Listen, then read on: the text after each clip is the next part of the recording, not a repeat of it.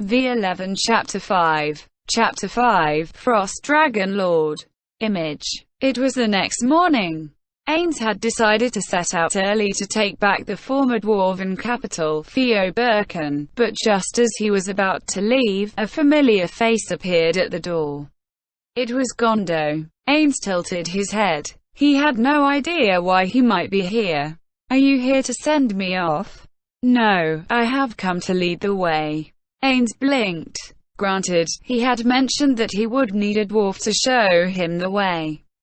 Judging by how the council had immediately complied with the request, Ainz surmised that this dwarf's mission would be to keep an eye on him, so he thought that they might select an unrelated dwarf. "After parting ways with you yesterday, I heard many things from the other runesmiths. I feel that I know the route to the royal capital better than any other dwarf. Then, can you find an alternate route if the tunnel to the capital collapses? You may need to adapt to changes in the situation as they come up. Is that all right? I've studied up as much about them as I could. Please allow me to guide you." Umu. Ainz began to think. In truth, bringing Gondo along carried more demerits than merits. However, if the council had approved, then if Ainz was the only one who disapproved and requested a change, the chances of him getting someone else as a guide would be very low. "Are you a warrior, or do you have some way to fight?" "No, I don't. I have no confidence in my skills pertaining to that field. However, I am prepared to face any danger, and nobody will blame you if I perish. In addition, I have my father's cloak. That was also a reason why they chose me." The cloak of invisibility lent a lot of weight to his argument. While Ainz had planned to protect his guide anyway, he felt uneasy about bringing along a dwarf with no combat ability. And while he could still resurrect him with magic even if he died, provided he had sufficient levels, Gondo might have the mindset of, "It's all over if he died. Do you need to verify if I've chased all the Quagga out of the royal capital? If you die along the way, it'll make things very difficult for me. And then there's the matter of the runesmiths. I'd much rather you stayed here." Gondo slowly approached Ainz and quietly said, "The royal capital has a vast treasury. If it hasn't been plundered yet, then it will contain many dwarven treasures. There should also be some of my father's weapons and technical manuscripts from the royal family in there. Who knows, there might even be secret manuals left behind by runesmiths of the past." Ho! With that response, Ainz indicated that Gondo should continue. "I wish to secretly obtain them. While it seems rude to ask this of your majesty, may I please ask you to turn a blind eye to this when you retake the capital? Before that, do you have any way to open the treasury?" "No. However, I believe your majesty should be able to do something about that, right?" "Does he really think I can do anything? So you want me to become an accomplice to a petty thief?" "I believe the correct explanation of what would happen is that your majesty wished to see if the treasury had been burgled, and thus opened it to check. Then, you were briefly distracted, for just long enough. I would be that petty thief, bearing no relation to your majesty. The line of dwarven royalty has been severed. Is that correct? Is there a ledger recording the treasures that should be within the vaults?" "I am afraid there is none. It is very important to make sure of that. It would be very dangerous if there was a record, you know. I cannot approve of this. More importantly, does that treasure not belong to your country? Does it not shame you to steal it?"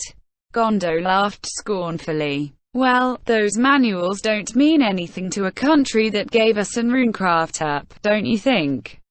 It's treason, then." Though that thought passed through Ainz's head, the truth was that it did him no harm. On the contrary, letting these books languish in the dwarven nation would be a waste. More to the point, Gondo's theft would completely break his ties to the dwarven kingdom. The Dwarven Kingdom would not tolerate a criminal who had looted their treasury. This matter could be used as a form of blackmail, and it would become a shackle that would render Gondo completely incapable of betraying the Sorceress Kingdom. However, it could also be used against Ainz in a similar manner. Indeed, there's no point in letting people who don't need it have it either. Indeed, it might be that my eyes might fail me at that time. Still, like I mentioned earlier, you need to search out any catalogues of the treasures. I'd like to avoid any future disputes.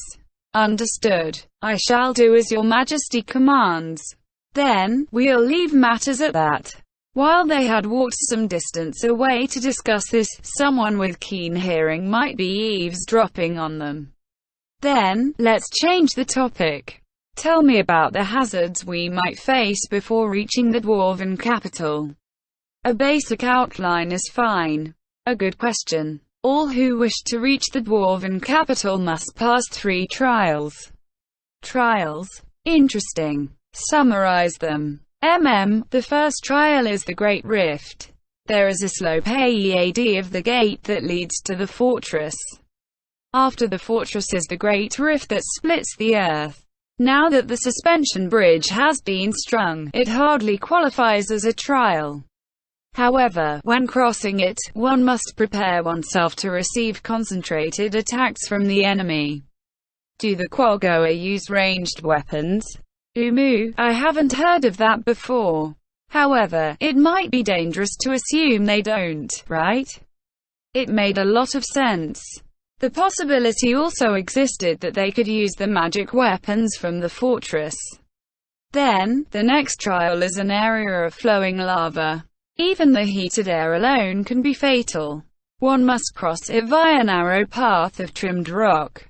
There have also been sightings of a huge monster there from time to time. A monster, you say? The form of Gurren, area guardian of the 7th floor, came to mind. If the monster was similar to it, things would be very troublesome indeed. Come to think of it, slimes and human society are quite closely linked. Is it the case in this country as well? If they have rare slimes here, I'd like to bring them home. Just as Ainz thought of the slimes that live near the sewer filters, Gondo moved on to the last trial. The final trial is the Maze of Death. It is a cave with countless branches, filled with poisonous vapors. If one inhales those vapors, their limbs will be paralyzed and their hearts will stop beating. Gondo looked towards Aura and Shaltir. That gesture seemed to be saying that Ainz might be fine, but those two would be in trouble. They'll be fine. Well, I guess I can tell him when we get there. And what is the right path through the caves? Regretfully, I do not know. I looked through all my connections, but even the elders did not know. Neither did the members of the council. Perhaps it might be recorded in an archive. But you didn't find it either, did you? Well, I doubt you'd be able to easily locate a document that was so critical to national security. We'll gather information when the time comes and adapt to the situation. Ainz committed the information about these trials to memory, and gestured to the others. Let's go, then. Ainz, Shaltir and Aura took the lead. Gondo lined up with 10 or so soldiers and their commander on their way to retake the fortress, and then the gates slowly opened. The stench of death filtered through the gap, so they had an idea what to expect, but then a gruesome scene revealed itself to all present. The gentle tunnel which sloped down was broad and it had been leveled for easier passage. However, the walls and floor were covered in blood, guts and chunks of meat. Quaggoa corpses littered the ground. The stench of gore, awful death filled the room. It was too much for Gondo, who had no experience as a warrior, and he began retching. The dwarven soldiers' faces had turned green, and not because of any trick of the light. Ainz's body had no concept of nausea, so it did not cause him any problems. However, he did not enjoy this smell. A squelching noise came from underfoot. It would seem he had stepped on the innards which had fallen out of a bisected quagga. Ains sighed and then cast Mass Fly, allowing everyone to take flight. It would seem the Death Knights had reveled in their carnage here. Anyone who slipped and fell in this tunnel of blood would surely lose their strength to the filth and the stench. More importantly, the sight of someone lurching around beside them while covered in blood was a gruesome one. The group descended the sloping passage, unblemished due to the flight spell. Thanks to the dimly glowing rocks embedded along the way, there was still some light to see by. However, the space between each rock was filled with darkness. Of course, Ains possessed dark vision, and it posed no problems to him. After going down the slope a distance of about 100 meters, they could see the entrance to the fortress before them. No, it would be more accurate to say that it was the fortress back door. Once they passed through the open doors into the fortress, they could go beyond the fortress and cross the suspension bridge AEAD. After traveling west from there for several days, they should be able to see the former dwarven capital. The fortress entrance was littered with quagga corpses. Some of them looked like they had not been killed by the Death Knights, but gnawed. Those must have been the victims of the Death Knights zombies. Ains's undead detection did not pick up any contacts. It was probably because the zombies had reverted to regular corpses after the Death Knights were destroyed. Ains looked around. There were no undead reactions now, but if he left him like this, things might become dangerous, given the characteristics of this world's undead. It is commonly accepted that leaving corpses untended will result in undead spawning. What do you plan to do? Ains asked the soldiers who had been following them. Yes, sir. We will clean him up, the commander answered. Well, we say clean, but it's more like dumping them into the Great Rift in a place where it won't matter even if we attract a monster. And after that, you'll need to repair the fortress, and then find out how the quagga attacked. It seems you have a lot of work ahead of you. They would part ways here. The only people who would be taking part in the reclamation of the dwarven capital were Ains, Aura, Shaltir and Gondo. Well, the Hanzos were around as well, but they did not need to know that. The dwarves smiled bitterly. While it was true that the investigations were risky, they ran the risk of encountering quagga. After all, it was nothing compared to Ains's task of attacking the quagga main camp. That was probably what they meant. Then, we'll enter the fortress. We will go in first to ensure it is safe, so wait outside until then. To be on the safe side, could you protect Gondo? After the commander replied in the affirmative, Ains stepped through the open door. As he stood at the center of the tragedy, Ains asked Aura, who was standing behind him, a question. Aura, can you sense anyone using a stealth ability to hide here? Nope. There's nothing alive in this fortress. Aura put her hand on a long ear, and made a listening gesture as she answered. If Aura the ranger said so, then there would be nothing living within this fortress. Still, they could not lower their guard. The person who had defeated Ains's Death Knights should have passed through here. If that person had taken a lot of stealth specialized classes, they might be able to deceive Aura's perceptive abilities.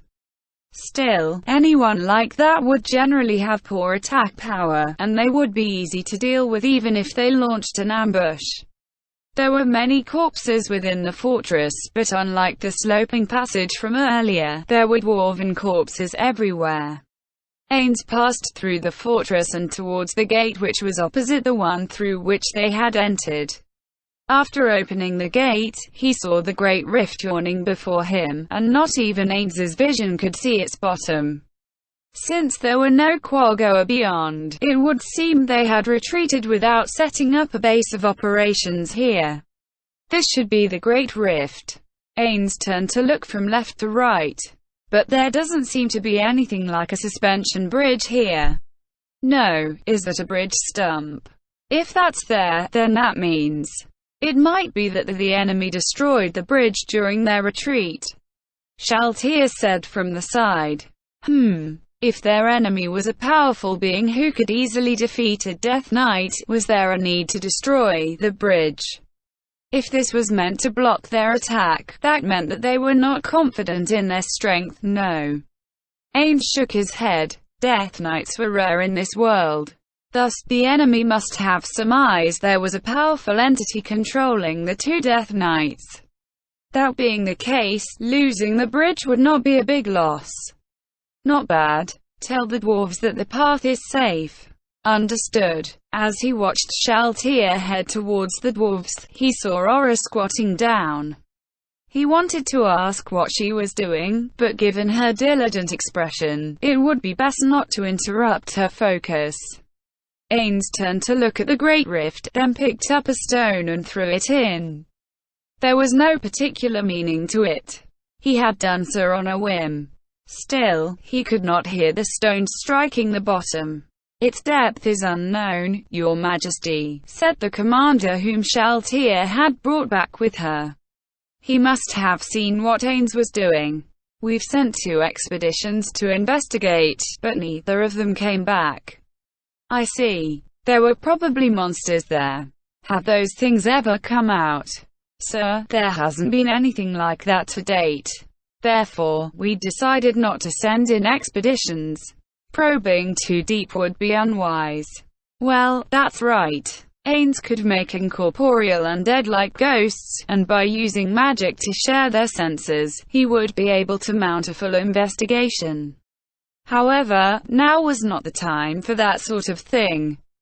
Given the present circumstances, investigating the Great Rift was a low priority. Still, it had to be done. In YGGDRASIL, places like this often concealed valuable items or dungeons. If the shitty devs had their way, they'd hide a tunnel at the bottom of the Great Rift, and there'd be rare ores inside that tunnel. No, they'd definitely do that. In fact, it's happened before. Then, we shall cross to the other side, pursue the fleeing Quaggoa, and press them back into the royal capital. Then, the flight spell was still in effect, so that was not a problem in itself. However, what worried Ainz was whether or not something would crawl out of the darkness. It was an incident from YGGDRASIL, but Ainz could not help but recall the time when he had been crossing a lake and spotted a giant serpent-like monster swimming below. It was not a pleasant memory, but that experience had been put to use in the creation of the 5th floor. After bidding the commander farewell, the 4 of them took flight, with Shaltir and Aura looking out below them. His worries from just now were ill-founded, and they reached the other side without seeing anything else below.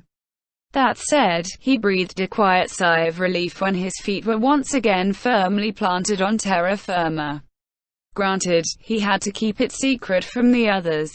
Ainz surveyed his surroundings. There were only 4 enemy corpses here, which meant that the Death Knights had been defeated in this place. "Shaltir, there are a few things I need to tell you now."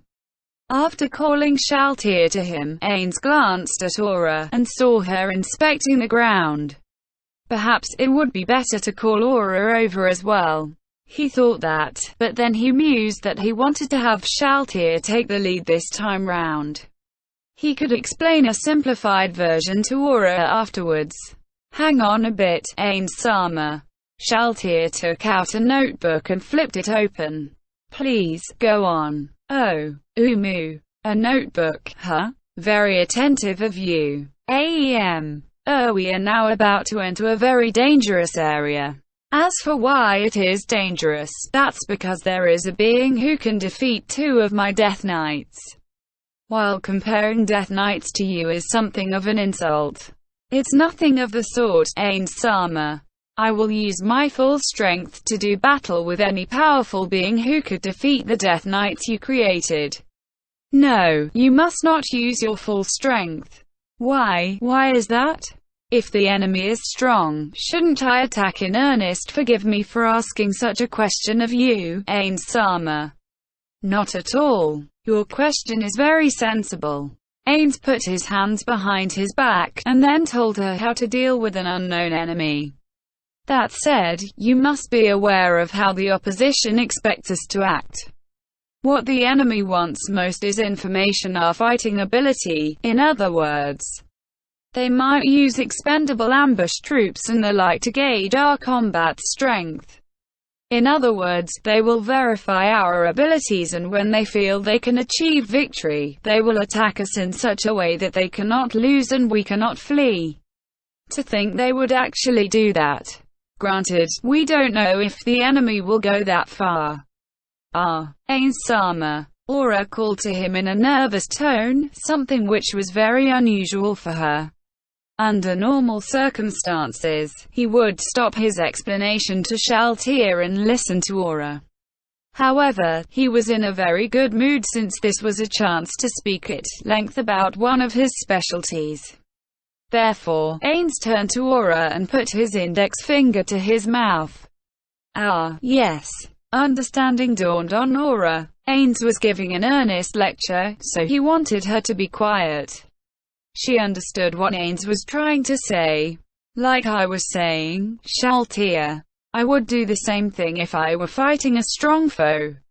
No, my friends would do the same as well. The Supreme Beings would do that too. But, comparing this enemy to the Supreme Beings is a little. Really, you should assume that the enemy can do everything I can do. Only a fool thinks that they are special and gets full of themselves. Remain ever cautious. In any case, I do not wish to let the enemy see our full fighting strength. Keeping the Hanzos in hiding was also to disrupt the schemes of the enemy. Therefore, Shaltia, I will lay several restrictions on you when you are traveling with me to the Dwarven capital before we reach the enemy's headquarters. Yes. What sort of restrictions are these? Concerning magic. While I permit you to use spells of up to the 10th tier, you are not to use too many different spells. At the very most, limit yourself to 1 or 2 of them. I see. This is to deceive the enemy and make them overconfident, and then defeat him with a counterattack. That being the case, why not limit me to 5th tier magic or lower? No, the enemy will not be lulled into a false sense of confidence that way.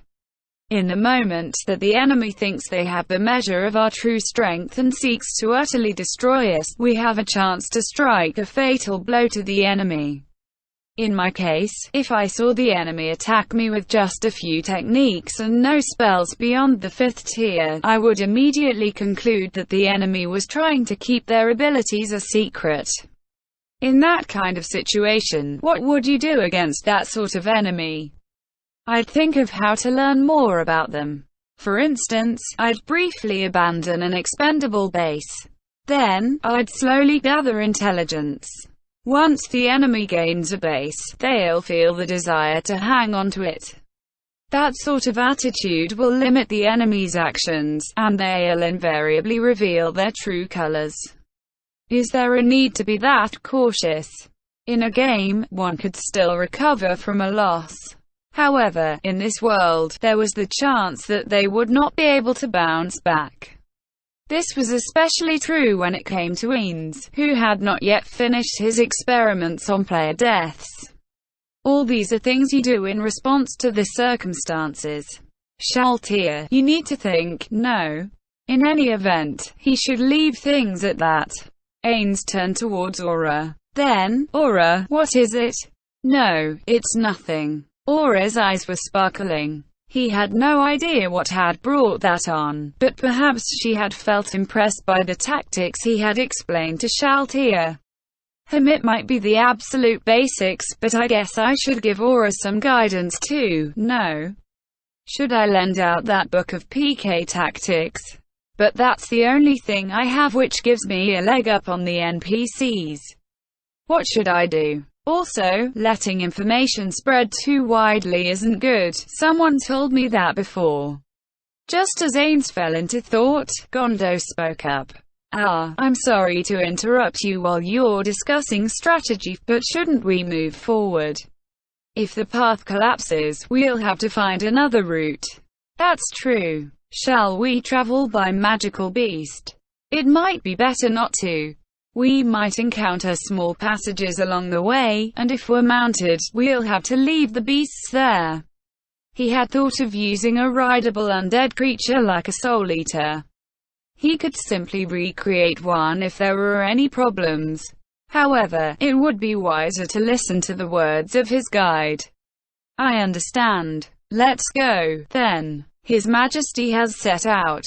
As they heard this, 6 of the Dwarven councillors, the High Priest of Earth, the Director of Food Production, the Cabinet Secretary, the Brewmaster, the Master of Caves and Mines, and the Merchants Guild Master shivered in delight.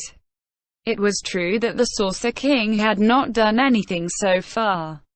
Still, they could not rest at ease when an undead being, one who hated the living of such power, walked the streets. The people here were gathered to ensure the safety of the city and its people. Thus, they had to consider the worst possible scenarios that might result before committing to a course of action. For instance, the Saucer King might have suddenly turned violent and begun massacring children. These worries plagued them all day, and they considered various countermeasures and useful proposals. Now that the object of their whispered discussion was no longer here, what was wrong in savoring the sweet release from their burdens? Bring the wine. Bring the wine. Just as the parched earth craved the rain, alcohol was essential for exhausted hearts to heal. Nobody could possibly object to that. Still, he'll be back, right? The air turned stagnant all of a sudden, and a gloom settled across all of them. Their pumped fists sank powerlessly down. Should we run? Where can we go? If we flee after signing that pact with him? Also, we asked him to reclaim the royal capital for us, right? If we were in his place, wouldn't we be angry at this? Well, he might get angry. But I wouldn't have the confidence to take a hard-line stance against a being like that. Ah, yes, I understand how you feel. Is that really all right? What happened to your pride, Merchants Guild Master? Ah, it's not as though we could make a fair deal with such a thing, right? Generally speaking, deals can only be made between 2 equal parties in equal circumstances, right? Therefore, it's de facto impossible to make a proper deal with someone who's far more powerful than you. The dwarves sighed as one. Nobody here felt that the Saucer King would fail to reclaim the royal capital. That much was obvious just by glancing at the magical beasts he left behind. And then, he was a person who had the luxury of leaving behind monsters like that when he knew there was a dragon waiting for him. Then, let's change the subject. Can anyone estimate when he'll return? How would we know? It's not as though we can ask the man himself. If he chuckled and said, right now, I'm pretty sure I'd piss myself. Those were shameful words, but none of the dwarves laughed at them. It can't be helped. If he did that to me, I'd piss myself too. Same here. I might even shit my pants. They looked at each other as they uttered those crudities. Have we learned anything new? Do we know anything about that Gondo? Nothing at all, only that he gathered the runesmiths. The runesmiths? Was it about going to the Sorceress Kingdom? Who knows? Why don't we summon one of them and ask him about it? That's a good idea, but it'll tip our hand to His Majesty, no? It's too dangerous to act rashly.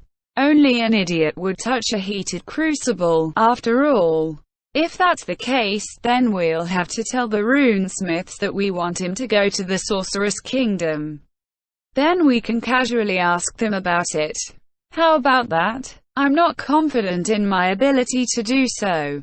The dwarves murmured, "Me too," in response. Alright, then let's forget about asking them.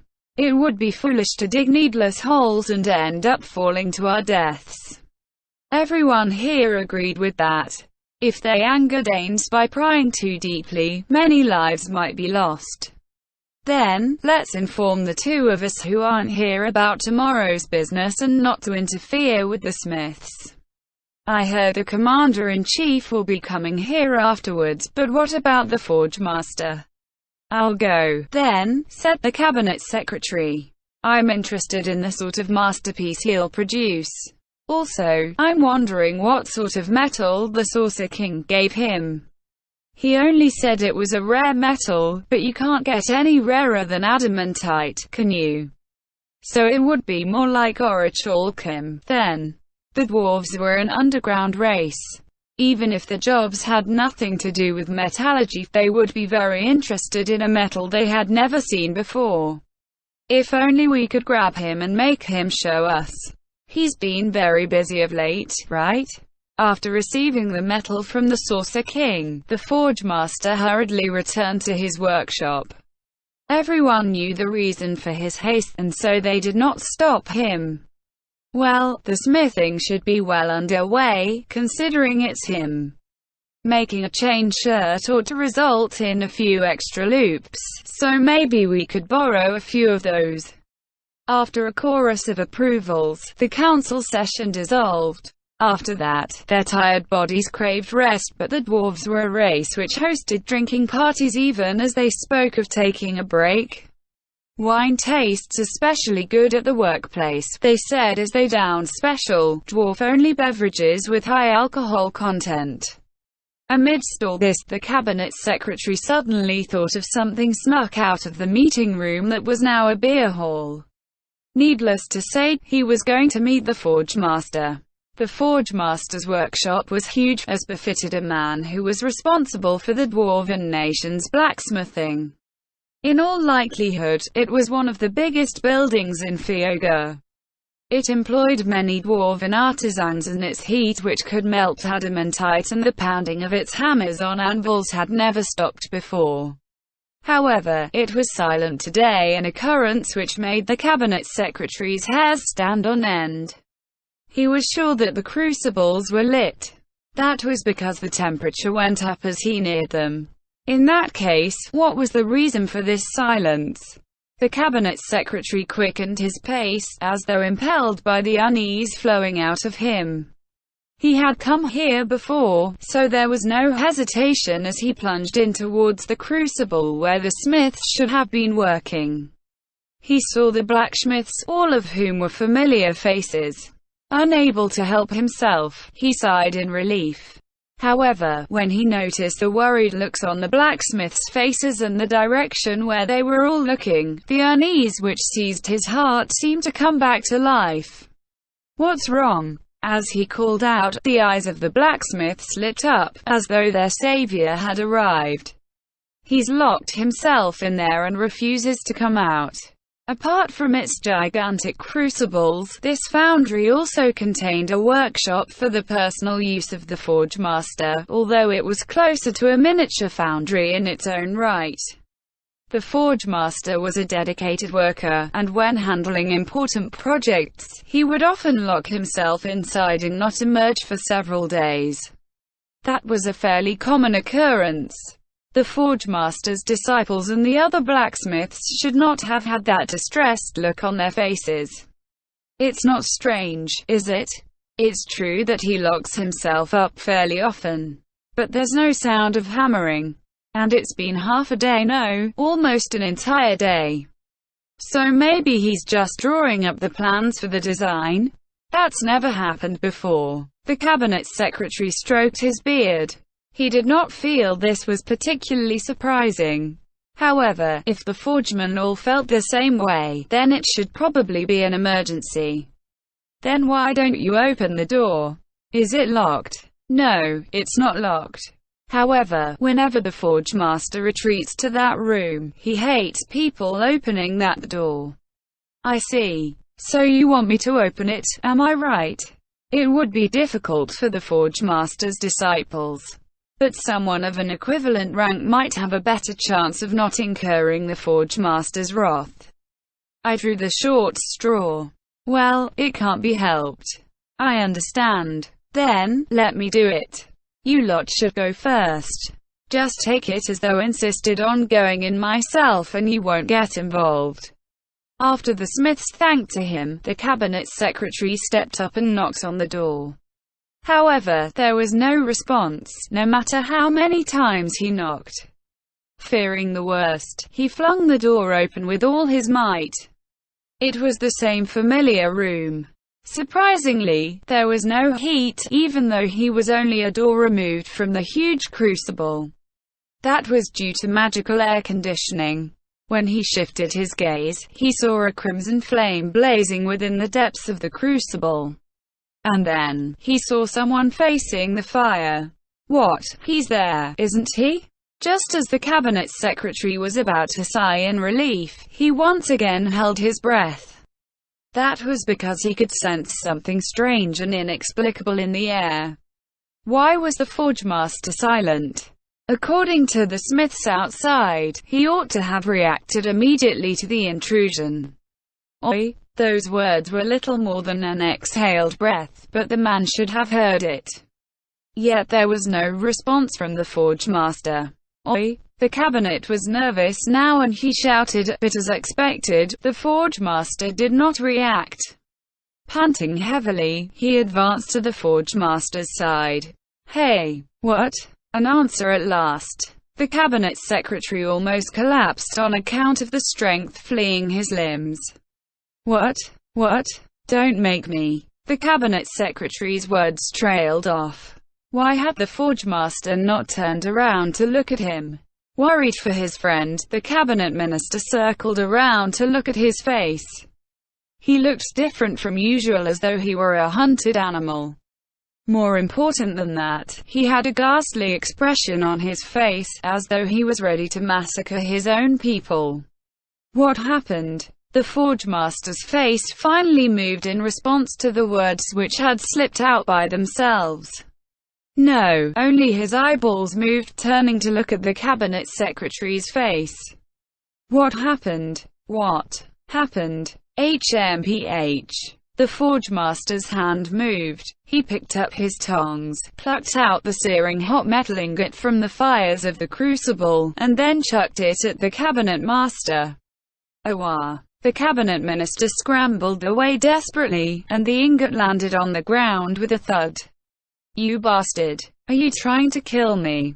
He could not tolerate this, not even from a friend. However, the Forge Master smiled coldly. Kill you? Well, you'd think that. Then, he reached out and grabbed the ingot. Blacksmiths typically wore heat-resistant gloves, but the shocking thing was that the Forge Master did not. Neither was he wearing any magic items that bestowed such an effect. He had grabbed the heated metal ingot with his bare hand. So reckless and ridiculous was that move that the secretary imagined he could smell and hear the Forge Master's flesh sizzling. The Forge Master practically spat his words out at the wide-eyed cabinet secretary. It didn't heat up. What did you say? This damn thing won't heat up at all. Before he knew it, the cabinet secretary had caught the ingot tossed his way. For a moment, he imagined that it was emitting a searing heat, but was not hot at all. In fact, it was surprisingly cold. What is this?